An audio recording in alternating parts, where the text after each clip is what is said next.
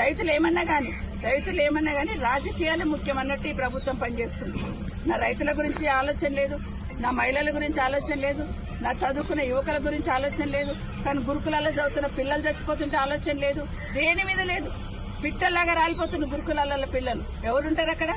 బీద వాళ్లే కదా, ఎస్సీ ఎస్టీ బీసీ మైనార్టీ సంబంధించిన పిల్లలే కదా గురుకులాల్లో ఉంటారు. వాళ్ళు విషాహారం తిని చనిపోతుందంటే కనీసం స్పందన ఉండదు ప్రభుత్వానికి. ఇట్లా ఉంది, ఇట్లా చేసినాం, ఇట్లా మీద యాక్షన్ తీసుకున్నామని ఆలోచన లేదు. రైతులు చనిపోతున్నారంటే అయ్యా మీరు ధైర్యంగా ఉండండి అని చెప్పే ఆలోచన ఈ ప్రభుత్వానికి లేదు, బాధ్యత లేదు. యూరియా గురించి మాట్లాడుతున్నారు, పెద్ద ఆయన చెప్తున్నాడు. ఆ యాప్ అని ఒకటి తీసుకొచ్చారు, యాప్ లో బుక్ చేసుకుంటేనంట నాగసానపల్లిలో ఉన్న రైతుకి కోసిగిలు వచ్చిందంట, అక్కడ షాప్ దగ్గర పోయి తెచ్చుకోవాలంట. మరి అక్కడ నుండి ఇక్కడ ట్రాన్స్పోర్టేషన్ ఎవరిస్తారు రైతుకి?